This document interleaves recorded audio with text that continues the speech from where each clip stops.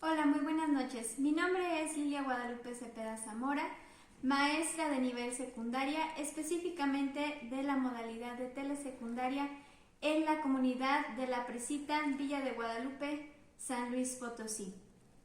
Y actualmente también estudiante del doctorado en gestión educativa del Centro de Investigación para la Administración Educativa. El día de hoy, 16 de diciembre del 2021, estaremos platicando en este espacio un poco sobre los fines de la educación y los retos educativos en el siglo XXI. Por ello, me es grato presentarles a nuestra entrevistada del día de hoy, la doctora Nancy Edith Cepeda Zamora, quien es supervisora escolar de telesecundarias de la zona 09, sector 01, del municipio de Villa de Guadalupe, en el estado de San Luis Potosí. Maestra, muchas gracias por darnos la oportunidad y el espacio en su agenda para la presente entrevista. Muchas gracias a usted, maestra, por la consideración y esperemos que, lo que hoy vayamos a dialogar, sea significativo y llegue a muchos de los docentes de educación básica. Antes de comenzar, maestra, platíquenos por favor un poco sobre su función dentro de la educación. Bueno, el rol de supervisor dentro de educación básica primordialmente tiene la encomienda de ser garante de que el servicio educativo pueda llevarse a cabo con regularidad dentro de las escuelas, dentro de las comunidades que pertenezcan a la zona escolar. De ahí en fuera, creo que en la actualidad no se limita solamente a garantizar precisamente ese servicio, sino va más allá y nos refiere un proceso de asesoría y acompañamiento a los docentes dentro de los espacios educativos que respondan a las necesidades de su contexto y que estén aterrizados precisamente y sean funcionales a cada uno de los espacios en los cuales ellos se encuentran laborando. Salirnos de contexto o querer aterrizarlos de manera general como una regla dentro de cada uno de los centros escolares, creo que es algo que no es viable ya. Tenemos que crear planes en este sentido, lo que es el plan escolar de mejora continua de la zona escolar en función de cada uno de los planes escolares de mejora continua que elaboran los centros escolares, pero que están contextualizados y que responden realmente a las necesidades que marca cada uno de los grados. En este caso, nosotros somos telesecundaria, son la mayoría de las escuelas que tenemos actualmente son bidocentes, una unitaria, entonces prácticamente en todas se maneja lo que es la modalidad multigrado. Y en ello, ya inciden muchos otros factores que pudiéramos analizar desde muchos otros ángulos, pero que el punto crucial es que el docente se sienta acompañado, se sienta respaldado en todo momento de la labor que ellos hacen dentro de cada una de sus comunidades. Así es, maestra. Usted mencionaba algo muy importante y creo que como parte del sistema educativo, como servidores educativos, nos debemos a una sociedad que ya está inmersa en una globalización empujada por la tecnología, la información y el conocimiento, ¿verdad? En este sentido, maestra, ¿usted considera que aquellos criterios que marcan y enfatizan una educación en donde solamente el docente enseña y los estudiantes aprenden de él siguen vigentes? Para nada. Prácticamente estas visiones, estas teorías, estas metodologías, han quedado atrás. Hoy sabemos que dentro de la educación y de las metodologías que son aplicadas dentro de las aulas, el papel crucial lo juega el alumno y tenemos que responder precisamente a ello. Claro, no podemos dejar de lado el papel fundamental del docente, el docente como mediador. Y aquí obviamente entran pues los diferentes niveles de mediación que se dan dentro del proceso educativo, pero siempre contemplando pues precisamente el punto central, que es el alumno. No podemos regresar a aquella educación bancaria en la que veíamos al alumno solamente como un repositorio, en donde el docente iba a llegar e iba a depositar todos los conocimientos, fuese como fuese, aprendiese como los aprendiese, y que en la vida diaria y cotidiana jamás los iba a emplear, ¿verdad? No iban a ser funcionales, no estaban situados, no estaban contextualizados, no eran significativos para empezar. Hoy en día sabemos que precisamente yo creo que hemos evolucionado a tal grado que ha sido una combinación o es una amalgama precisamente de todas esas metodologías que, si bien también no podemos decir entonces el maestro no juega un papel crucial, claro que sí, y no podemos desecharlo por completo, pero sí tenemos que ser muy conscientes de que precisamente cada uno de esos componentes, al momento de conjugarse, vienen a potenciar todas las capacidades, habilidades, saberes del alumno, que deben ser situados y puestos en contexto. ¿Para qué? Para que les sean funcionales. ¿Para qué? Para que siga aprendiendo para la vida y durante su vida. No, la educación no termina ni se limita a cuatro paredes.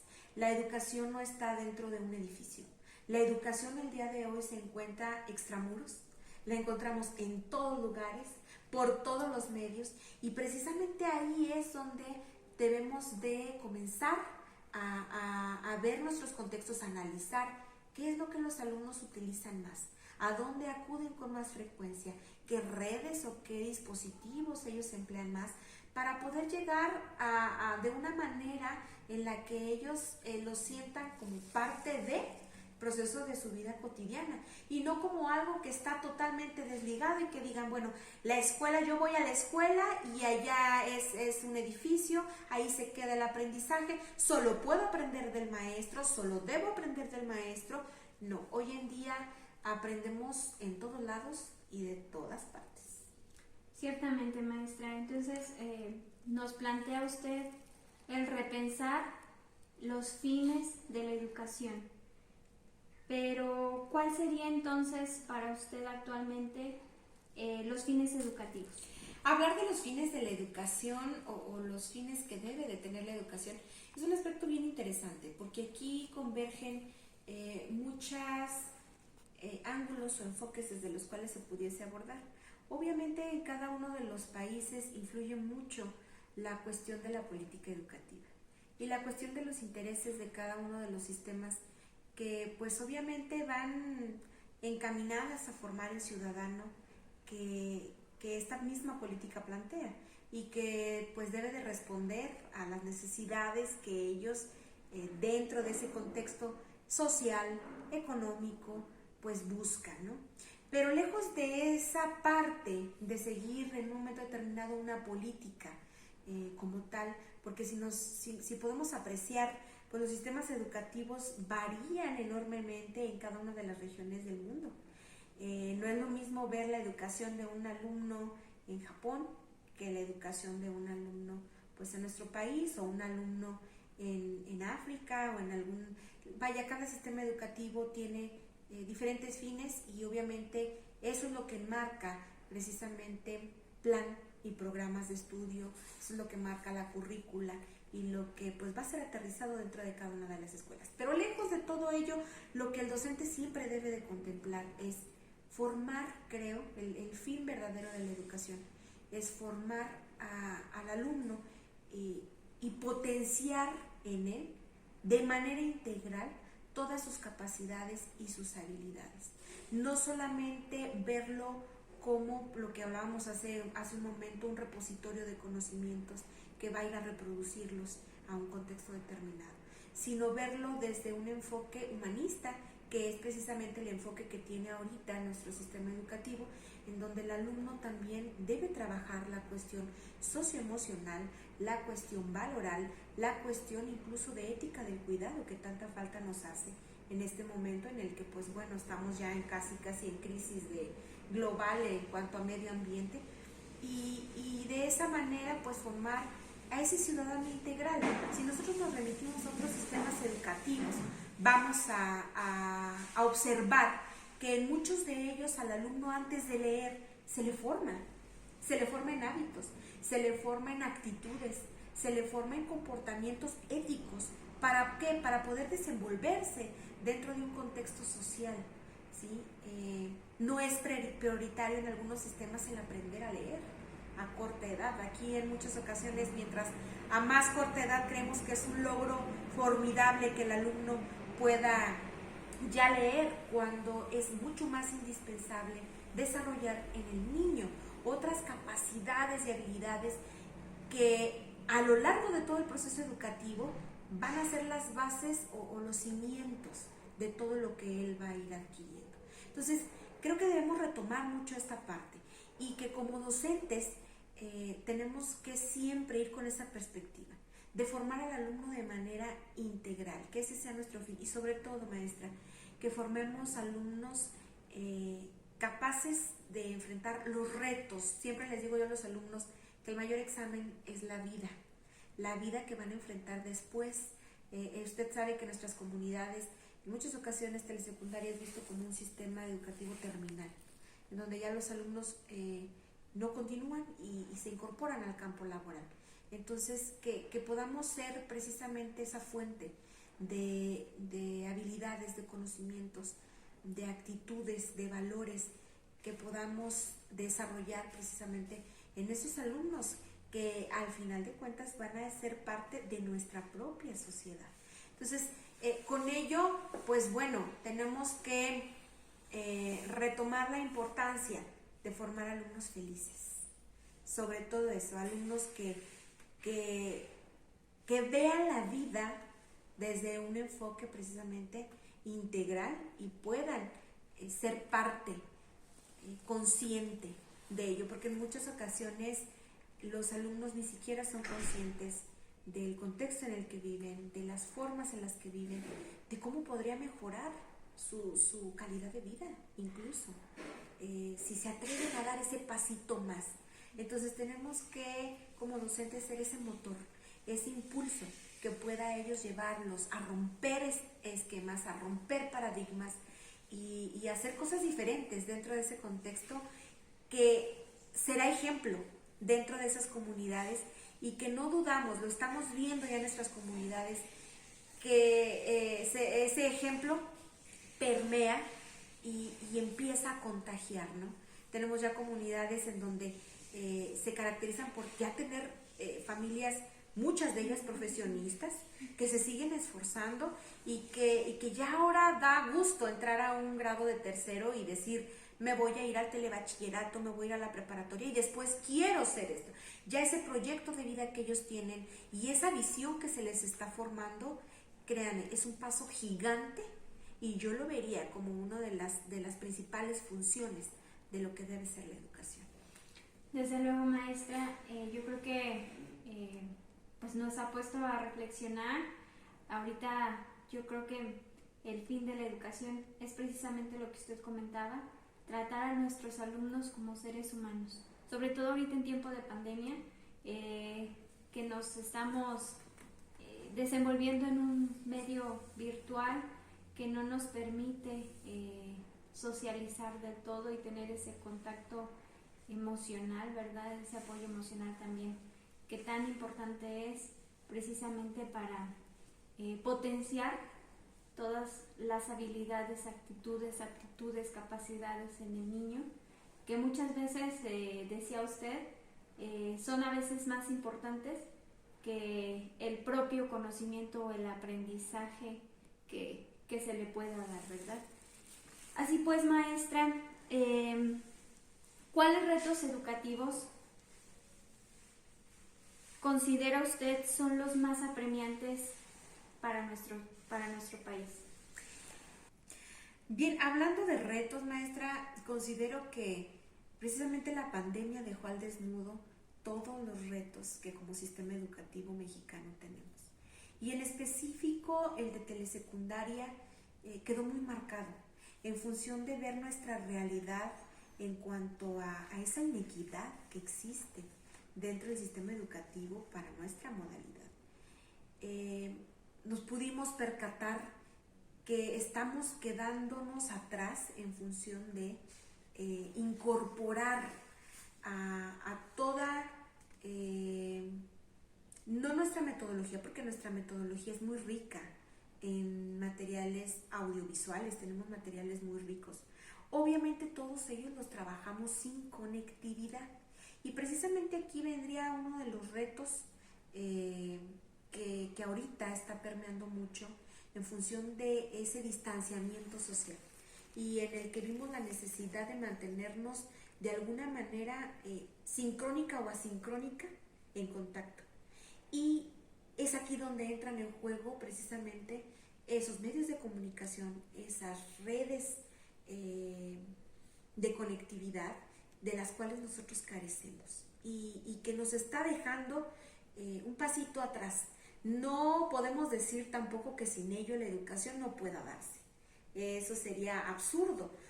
Sin embargo, sí es uno de los retos que tenemos que replantearnos, pero también sobre todo el rol del docente en función de qué, de prepararnos precisamente para ello. Muchos de nosotros no estábamos preparados para recibir todos estos programas, estas metodologías, estas formas de poder pues comunicarnos y contactarnos, y tuvimos que hacerlo, tuvimos que entrar de manera forzada precisamente a este ámbito de la cuestión tecnológica dentro del sistema educativo. Pero más allá de si hay tecnología o no hay tecnología, creo que uno de los retos fundamentales y que va a ser siempre una premisa es que el docente sea capaz de autogestionar su propio aprendizaje. ¿Por qué? Porque sin ello nos quedaríamos estancados.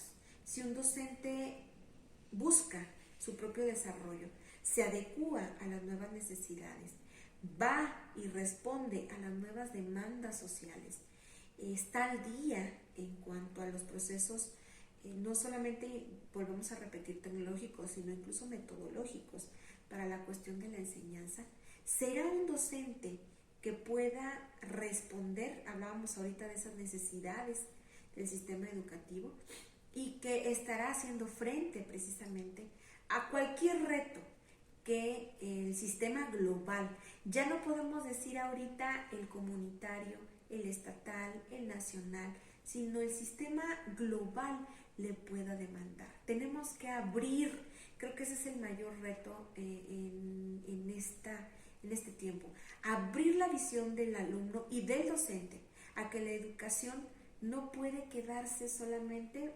repetimos, dentro de mi comunidad, con mis materiales propios, sino que debo expandir precisamente esas fronteras para llegar más allá y que el alumno pueda ver que después de su comunidad hay un mundo por descubrir, que le esperan muchas situaciones aún más que las que ya vivió dentro de la escuela y a las que él se enfrenta diariamente en su vida cotidiana.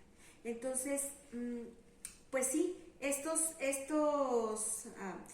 retos tenemos que asumirlos con toda la responsabilidad, con toda la ética, pero sobre todo con todo el compromiso que como docentes tenemos que responder a lo que nos debe, que es la educación de esos niños. Si tengo un alumno, si dentro de mi escuela solamente tengo 3 alumnos, me debo a esos 3 alumnos.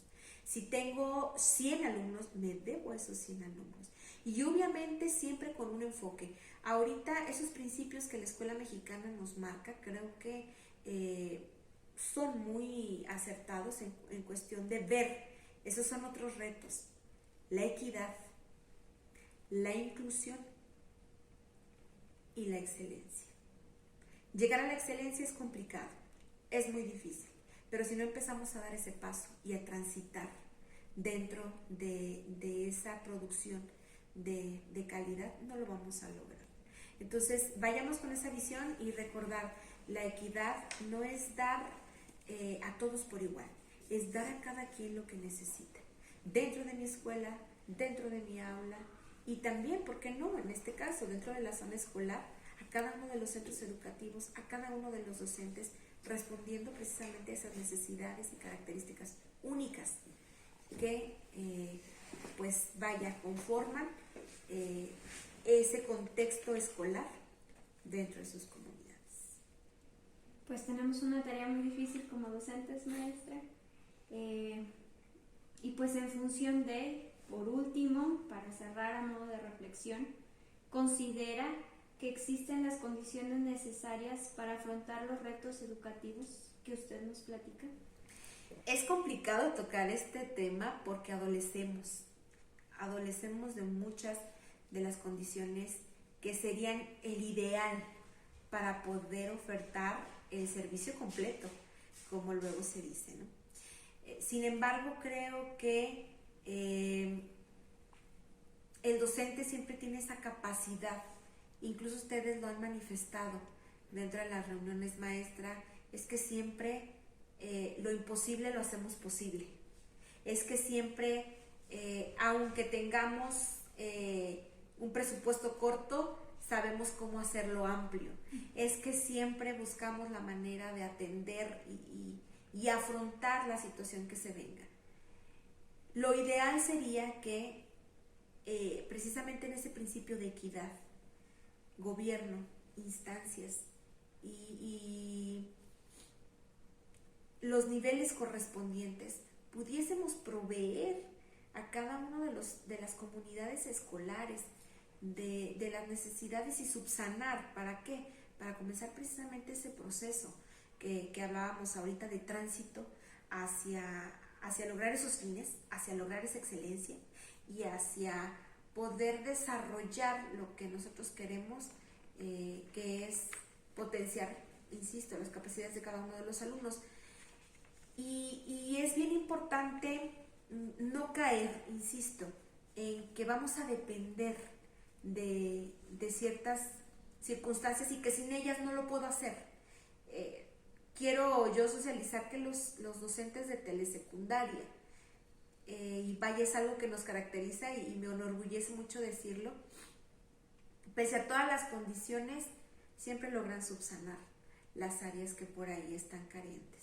Siempre son gestores, siempre son partícipes de hacer las cosas posibles, hacer que las cosas sucedan, que es el principio fundamental de gestión. Y creo que a veces, aunque no lo sepan de esa manera ellos, no lo nombren con esa palabra tan rembombante como es la gestión educativa, ellos lo hacen y vaya, lo traducen y lo llevan a cabo. Sin embargo, pues bueno, sería idóneo que nosotros pudiésemos contar con todo lo que el sistema, incluso dentro de sus principios legales y filosóficos, marca.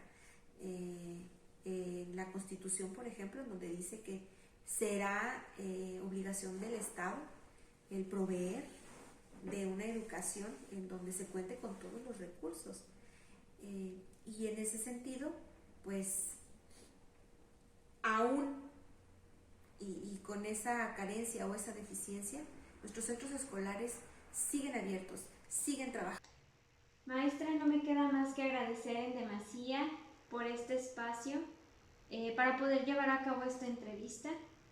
Para una servidora ha sido un privilegio escucharle en este tema tan importante que nos compete a todos y a cada uno de los actores educativos, porque con base a su análisis, a la reflexión, pues nos acerca a incidir en planteamientos educativos con un perfil eminentemente más humano. Usted ya lo decía, es un enfoque que precisamente tiene nuestro sistema educativo y que nos lleva a realizar un trabajo más integrador, superando las visiones reductivas cognitivas e integrando aspectos vitales y existenciales como lo son las habilidades, la convivencia social y la ética, sumamente necesarias para el desarrollo óptimo de las sociedades de este siglo XXI. Muchísimas gracias, maestra. Pues estamos en breve. Muchas gracias. No, al contrario, muchísimas gracias a ustedes por el espacio. Obviamente esto es un punto de vista. Probablemente haya quienes difieran o haya quienes lo tomen desde otra perspectiva o desde otro ángulo, ¿verdad? Decíamos ahorita, esto puede tener demasiadas aristas a partir de las cuales pudiésemos ir desarrollando cada una de ellas, pero pues de manera general y de manera breve, pues esto sería lo que podríamos comentar. Recordar, el sistema educativo ha transitado ya por un recorrido, probablemente en nuestro país no muy largo, a comparación con otros sistemas educativos mundiales, en los que sí nos llevan, a lo mejor, si no muchos siglos, sí algunos, de diferencia en cuanto a sus modelos educativos, pero siempre retomar esa parte de la historia, porque si no aprendemos de la historia, estamos condenados a repetirla. Y ver a jovencitas como usted, ver a estudiantes, ver a docentes que a sus cortas edades ya están en este tipo de estudios de posgrado, es bien satisfactorio, porque quiere decir que de esa manera también vamos a ir transformando. Ustedes precisamente son esa pieza angular que van a ir a cada uno de los centros escolares a transformar. ¿Cómo? Con esa nueva visión. ¿Cómo? Con ese conocimiento. Pero también ¿cómo? Con esa sensibilidad, ese compromiso y esa responsabilidad que siempre tienen que estar presentes dentro de su profesión. Muchas gracias, maestra. Que tenga muy bonita noche y un saludo para todos. Muchísimas gracias, maestra. Bonita noche.